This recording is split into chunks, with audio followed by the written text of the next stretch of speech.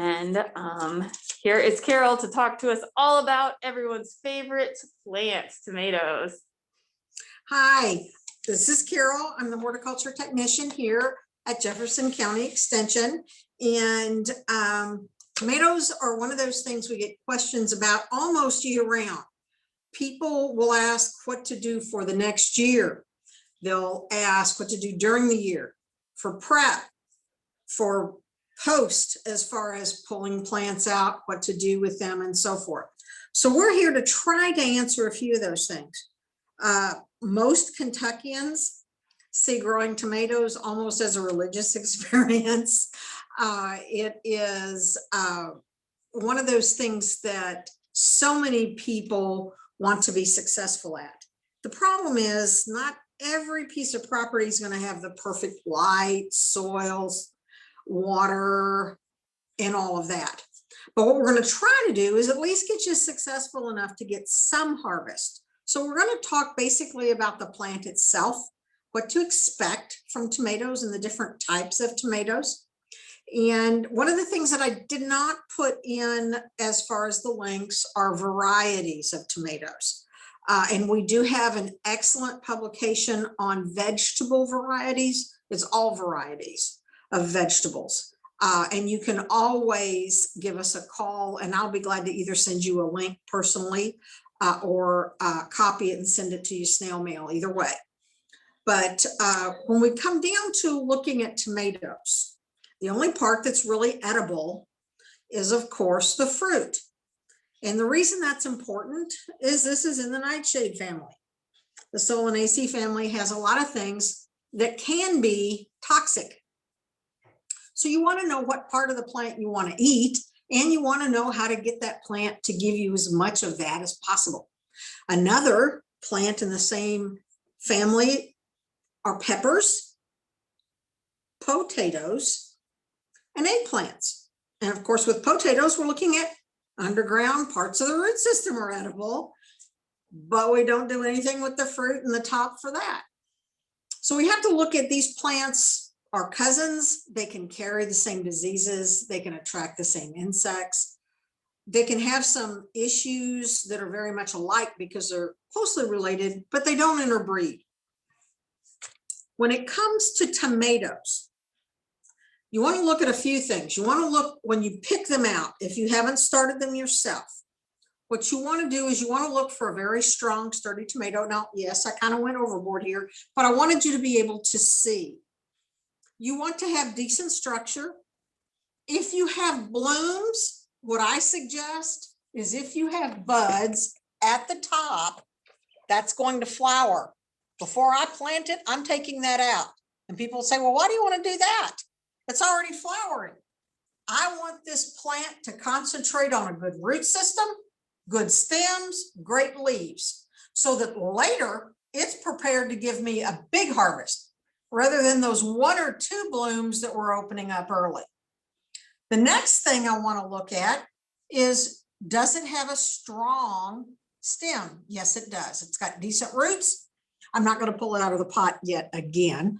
But if you look, there are little bumps and nodules, and those are proto roots, or would become proto roots if this plant is buried a little deeper in the soil or on its side. If you plant it on its side within 1 day of sunlight or less, this will all straighten up what's above ground. It will not look like it has been shot like it will when it's planted.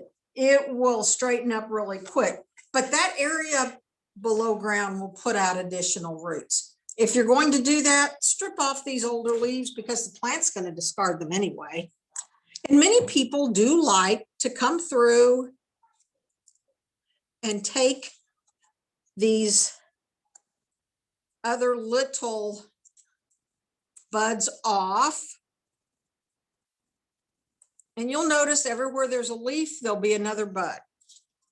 They can be very prolific. If you were wanting to start more tomatoes, and this is a long enough piece, you could always put that in a little root tone and start another plant. If you were wanting to do this further on into the season to always have something coming on. So Carol, I have a question for you. Yes, ma'am. Where is a tomato leaf? What part of the tomato is the leaf? The leaf is, it's tricky because it looks like there's 4 or 5 leaves on each stem. This is a compound leaf, which means all of these leaflets are one leaf. And if you go up and you look at the smaller ones, they also have, all of them have leaflets. So the leaf is not that whole stem. Although during that process, some or almost all of this growth process, they will have small buds that will break right where the leaves are. At these junctions are a place where a lot of the hormones for new growth hang out. And that's why you'll see new growth from those areas. Now, many people want to pinch those out to have bigger tomatoes. You have fewer tomatoes and they're bigger. Or you let those sprouts go ahead and develop and you have more tomatoes and they will probably be smaller. The question is, are you entering in the county fair or the state fair and you're wanting to get the biggest tomato? I can't answer that. You have to do that for yourself. But either way is fine. So whether or not you want to do that or not is completely up to you. It's not going to hurt the tomato one way or the other, and the plant will still produce. Now, they do tend to be primary growers, which means they're going to grow, of course, from one primary shoot. But as they get bigger, these outlying buds will also produce. Now, this particular plant, and this is really important when you go to select, this is a Bonnie plant, and it's not that we're endorsing it, but I like the fact that Bonnie puts all kinds of information. It tells you it's indeterminate. It tells you this is a hybrid. And then on the back, and I'm going to flip that, and I don't know if you can read it. It's very light. A little tough to read. Yeah, but it's bilingual. It's English and Spanish, and it's telling you at the very top what it is disease resistant to. And that is excellent. It's letting you know ahead of time, this plant is already fighting for me. Now, does that mean it's disease proof? No, but it does mean it has a few steps ahead of a plant that's not disease resistant. If we have really wet weather, humid weather, times where watering is off as far as it gets a little dry, it gets a little bit wet, or there has been disease introduced into the garden years before. So always look at those tags. Double check and make sure, if you can, that you're using a disease resistant plant.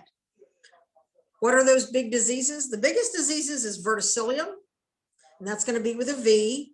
Fusarium 1 and 2, verticillium.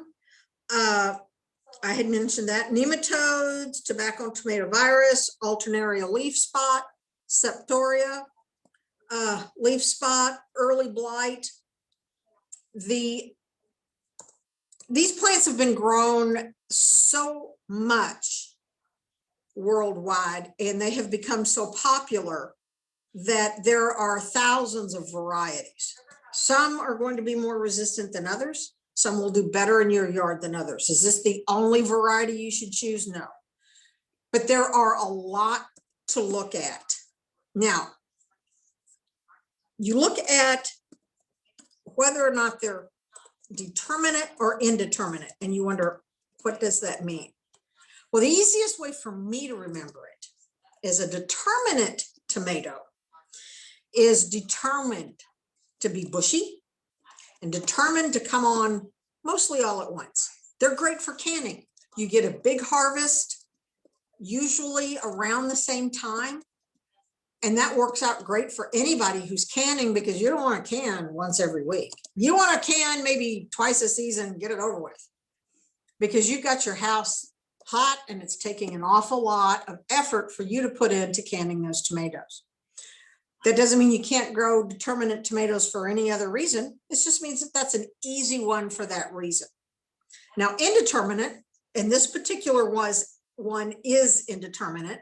An Indeterminate tomato is more independent. It is going to put out fruit as it grows. It's going to be more viney. It's not as bush-like. It's the one that's going to take over a trellis. If it is good and healthy, it's going to grow gangbusters. And that's great, but it's not going to put out all at once. It's not as good a choice if you were going to be doing canning, drying, freezing, or any other preparation that you might be doing in bulk, unless you're selling in bulk, in which case you'd have row after row that would be coming on. But we're basically talking about your basic home garden. Once you decide whether you want to grow determinate, indeterminate, or both, you want to remember these plants, along with peppers, eggplants, and potatoes, being in the Solanaceae family and do have the same disease issues. Some of those issues can be in the soil. So we want to rotate. That is not an old farmer's wife myth. Rotating a crop is great for several reasons. It keeps insects down. The larvae that might have fallen into the soil aren't going to be right there where you're planting again the next season. Also, disease pathogens that live in the soil, if you're not feeding them, they die out in a couple of seasons. So you want to plant in the same area with tomatoes about every 3 years or so. And that means tomatoes, eggplants, peppers, and potatoes. I know it sounds like a pain for a small garden, but I would much rather you be successful with 1 or 2 plants than to every year fight diseases that you may or may not be able to win that battle. So we're going to go disease resistant, going to rotate. The next thing you want to think about is what kind of mulch? Well, you can use newsprint. In Louisville, the Courier Journal uses a soy-based ink. So using newsprint to put down and then I like straw for several reasons. One, it's lightweight. 2, it allows light in and around and reflects back. Your plants get a whole lot of light, and these are good light feeders. They need full sun. They don't necessarily need it hot. They want the sunlight. They're producing, and you're going to be taking that away. And you're going to be taking it away in such a quick form that they're going to want to keep reproducing, because that's what God and Mother Nature wants them to do, is to keep trying to reproduce. That's what they're set up to do. So what we're trying to do is catch that fruit, even if the fruit is not something we want to keep. And I'll get onto that later. You want to remove it so that the plant will continue blooming. So once you have your mulch down, if you have put a soaker hose or a drip system underneath your mulch, that's perfect, because you're not going to lose as much water to runoff. It's going to be cheaper because you're not losing water to runoff. And you can really control how much water it's going to get. Now, we can't control what God and Mother Nature give us as far as rain and so forth. But we can get out there, we can check, and we can turn that hose on, and we're not watering half the neighborhood. You're watering just where you have put the hose. So that way you are controlling what the plant is getting. And again, we'll go a little bit further into that. That's something that can feed into problems like blossom and rot. Get your soil tested. If you're not sure what your soil is as far as pH and nutrients. These guys don't like super high amounts of nitrogen, although they do want some, but phosphorus and potassium is more important. And when we see soil tests that come in, we see areas that have plenty of potassium and phosphorus, and there are others that have very low. So getting your soil tested is going to help you know what's literally going in to that root system and how well that root system is going to receive the soil. And we can get those results back to you in about 2 weeks or so. If you are mulching, you're helping with temperature, You're helping with moisture control because you have something that is insulated. Don't work in the garden while it's wet.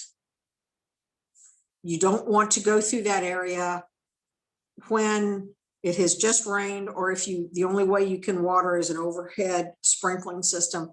Don't work when it's wet. The reason is if it's wet and there is disease there, you are passing that along on your jeans, your shoes, your wellies, whatever you want to call it. You could also be, of course, transmitting disease through any of your tools. So after you're done, always clean your tools. Diseases, as we have found out this past year and a half or so, disease, viruses, can be very difficult to control. And one of the ways we can do that is through prevention. So if we can clean our tools and we can move to an area of the garden that may not have those pathogens there, we're defeating some of those pathogens and we're keeping these plants in a mode that is going to be a little bit happier for them so that they can put their energy into growing rather than in fighting off diseases and other issues. 2 disease-related questions that have just come in. Yes. The first is, which mulches will prevent water from splashing back on the plants and putting fungus back on them? Anything that you put down that is covering up enough of the soil. So if you use newsprint, a couple of pieces of newsprint first, and then anything on top is going to do that. If you're not, and you're just going to use another type of mulch. If you're going with straw, make sure it is straw and that it's clean. Do not go with hay. Hay is going to have forage, grass, seeds in it. That's where it came from. An area that's feeding domesticated animals. Yep. So we want to make sure that you're not transplanting literally some of those weedy grasses and so forth back into your garden. So you definitely, again, the paperworks is a great barrier, but you can use anything. You can use chopped up leaves. You can use grass clippings if you use no chemicals on your grass. If you use any chemicals on your grass, if you use herbicides, any pesticides for insects, any fungicides, all that's going to transport to this area. And as that grass breaks down, it can release some of those chemicals. Now, it may not release enough of those chemicals to wound the plant, but you may end up eating some of them.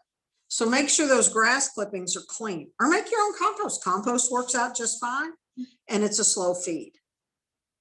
The other related question is, what advice do you have for people who have small garden plots who can't rotate? If you can't rotate, then be prepared that you may not have a harvest as long as you expect. I would recommend determinate plants that are disease resistant. If you want to go with indeterminate, which grow for the longer period of time, you're going to have a longer literal period where you're watching for disease and scouting for disease. The other thing is put them in pots and go to a smaller tomato. A small salad tomato, tomatoes, any of those small cherry tomato types are easily grown in pots. I've even had luck with Romas in pots.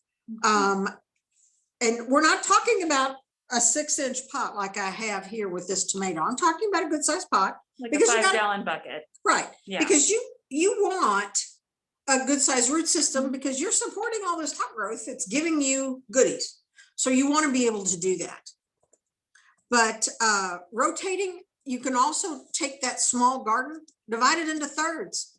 By the time you get to where you were that first year, you have actually lowered the amount of pathogens. Again, I'd rather see you successful with 2 or 3 plants than unsuccessful with a whole garden full and give up thinking it's something that you did. It's not.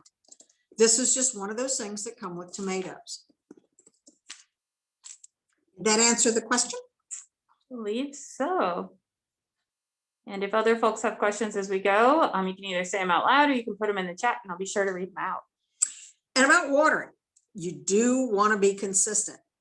One of the problems that happens with that, if you're not consistent with watering, is blossom end rot. And this is a publication called Tomato Disorders.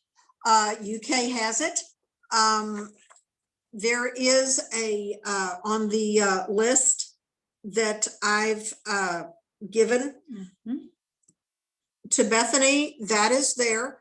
Blossom end rot looks like a disease, although this is in black and white. The bottom where the blossom was looks like it's necrotic. It has turned brown and leathery. It does not look good. As far as the plant is concerned, there's still seeds in there. Guess what? The plant thinks it's successful. It's not going to bloom a whole lot more if you leave that there. Pull any of them that look like that. And sometimes the real early ones will look like that because the watering's not as consistent. The plant's a little bit stressed. It's really a calcium deficiency within the plant, but in Jefferson County, we usually have plenty of calcium in our soils. What it's usually related to, though, is water problems, in that it gets too dry, then too wet, then too dry.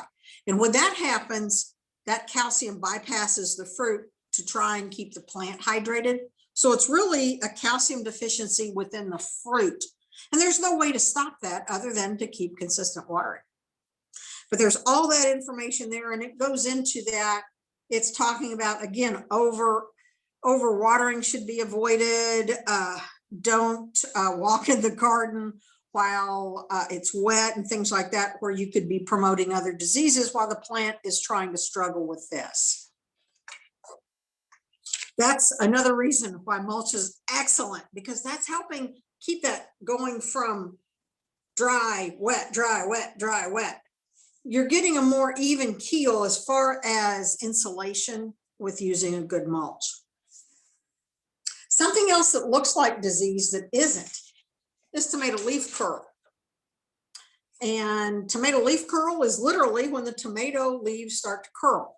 Now, that can be something that particular variety just does when it gets hot. Something else it can be is the plant is literally trying to conserve water by curling in. It breathes moisture and so forth from the back of its leaves. It's doing gas exchange and all kinds of things. So if it can keep all that close, the plant is trying to conserve itself.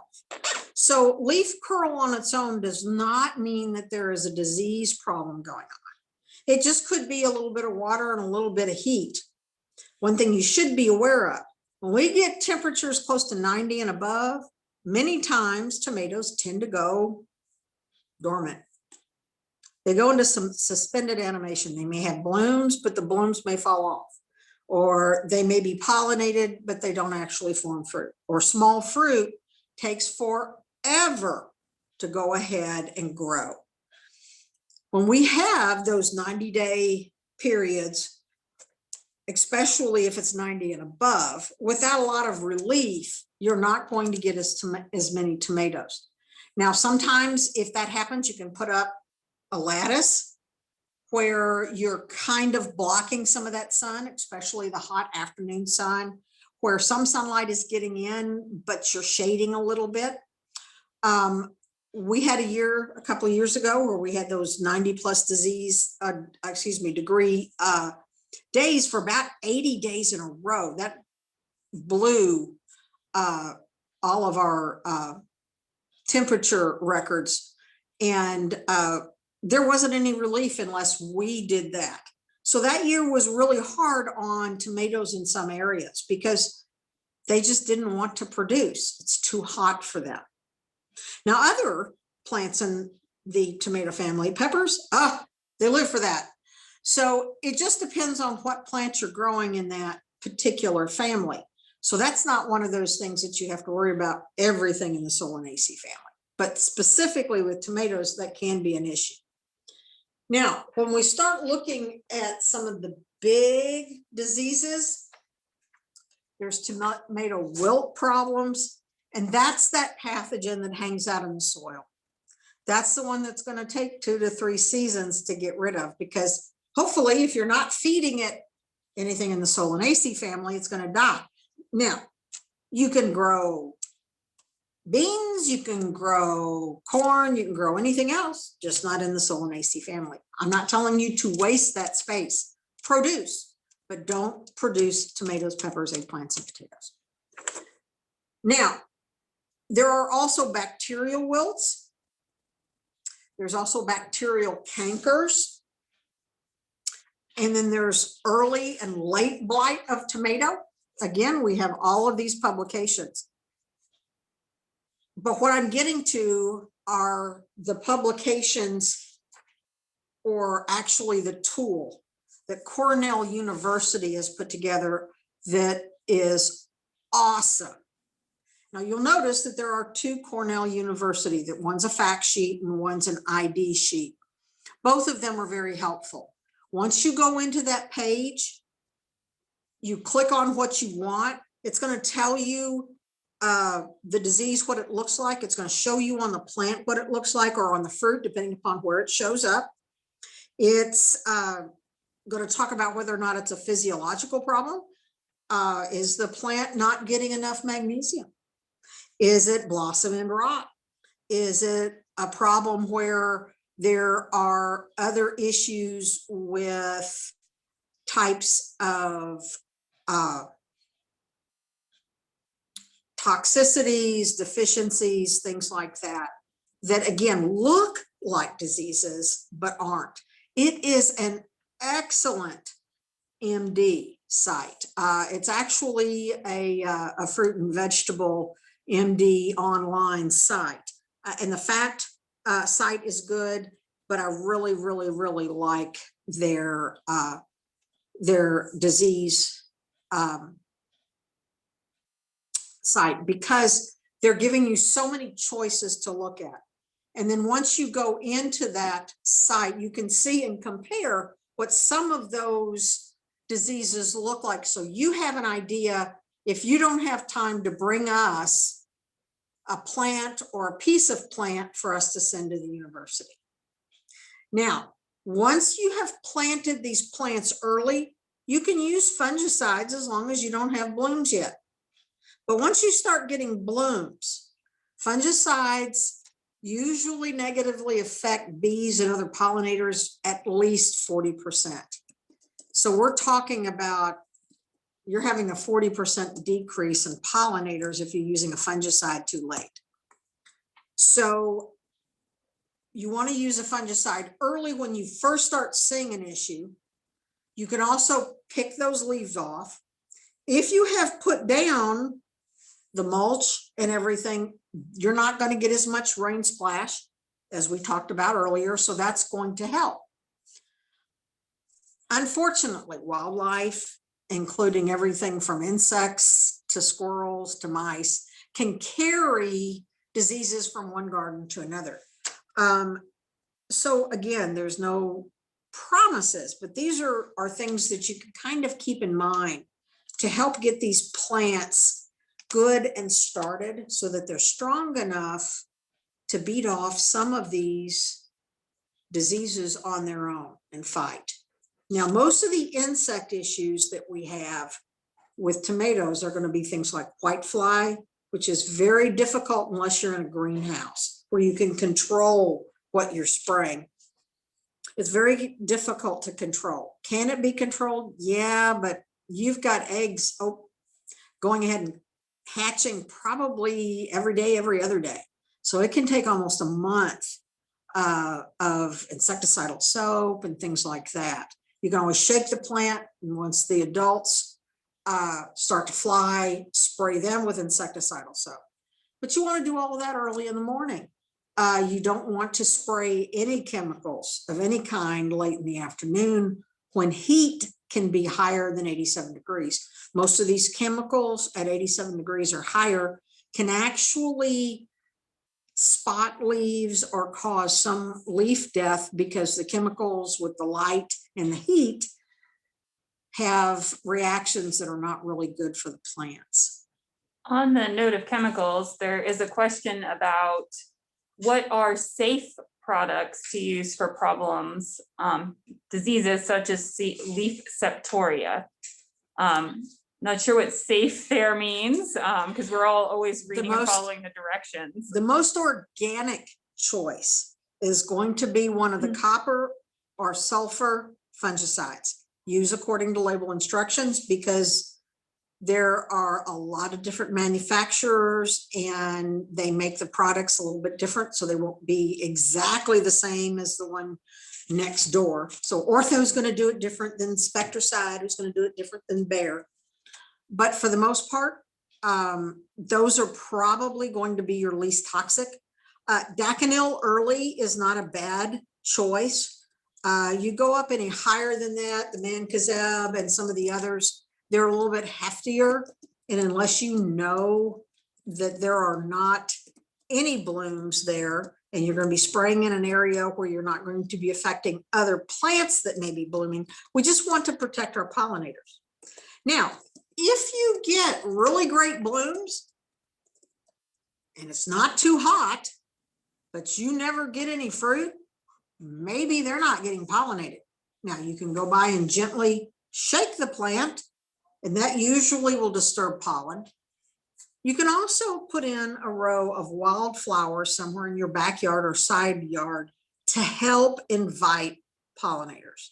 And again, keep all of the insecticides, fungicides on the organic side, because they don't have a very long active period, which is the whole point. And they tend to be a little bit safer for our natural predators and our pollinators. And then there's the OMRI label, OMRI. Yes. Which is very often on herbicides, fungicides, and insecticides that are Organic Material Review Institute. OMRI isn't great about labeling. I'm going to put their website in the chat too, because you can also go on their website and search by chemical type to find out what specific brands of herbicides, insecticides, and fungicides are Organic Material Review Institute approved.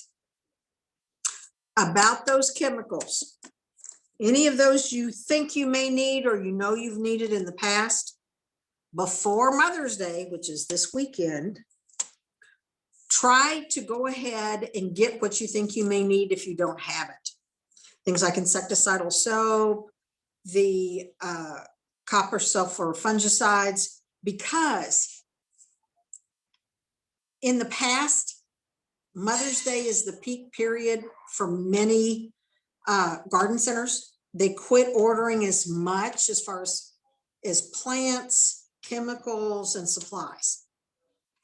Places like Walmart and I was going to say Kmart, but there's not one in Louisville that I'm aware of anymore. Meijer, all of those places are starting to go seasonal then. Pretty soon you're going to start seeing things for 4th of July and so forth. So those areas are going to be used a little differently.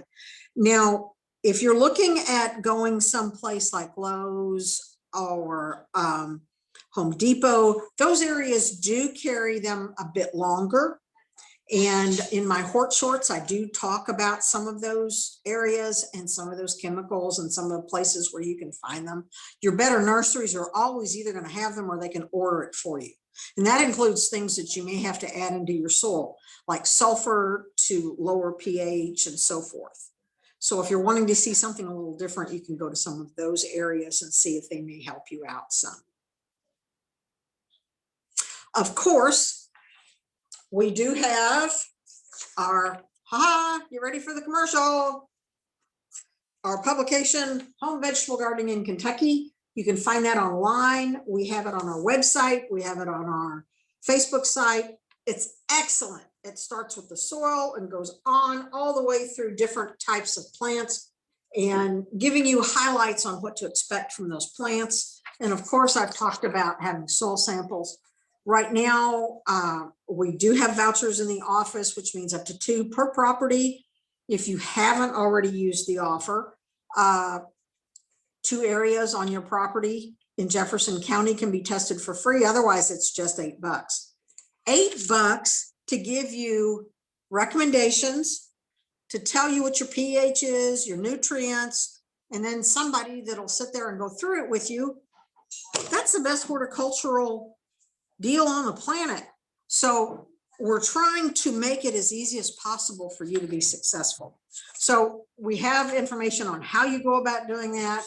We've got the details, the time it takes, and so forth. We can even have your soil tested for lead if you're in an area that might be in central Louisville or downtown Louisville, an area where you're just not sure what might have been there before, or a home that was built way before the 70s where there might have been lead paint and so forth. So all of those things we can help you with. We do not want to be Jefferson County's best kept secret. We're here and we want to help. You can reach me at Carol, CAROL.Wilder @uky.edu. And our phone number is 502-569-2344. You can give me a call. You can send me an email. You can send me pics, but keep in mind, pics, I can only see photos. I can only see so much. It's hard to see proportion and so forth. Sometimes, because some of that needs to be put under a microscope or under a lens, we can't see well. But I'll always happy to look at it, because some things we can tell right off because we know it's the season for it, or we know to expect its arrival. So definitely keep that in mind when you reach out to us, that there's several ways to reach us. You can always come in. As things with COVID hopefully will relax, we can spend more time with you out in the lobby. As it is, we still have to have, of course, face masks, but I can stick my head out the door and I can help you if you have questions. We have all of the information for if you do bring in samples, soil, plant, or otherwise, where you can sit and you can fill those out. And that's all there with instructions on how to do that. So anything we can do to help you be successful this year, let us know. So that's all I've got, unless you have other questions.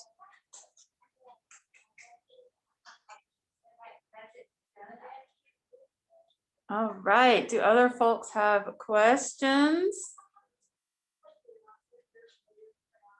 If not, or if you have questions later on after you've gone out and planted your tomato plants, feel free to contact Carol or the Jefferson County Extension Office with pictures, photos, anything at all, phone, email, and Carol is here to help. Most definitely. So glad you all were here today. Thank you.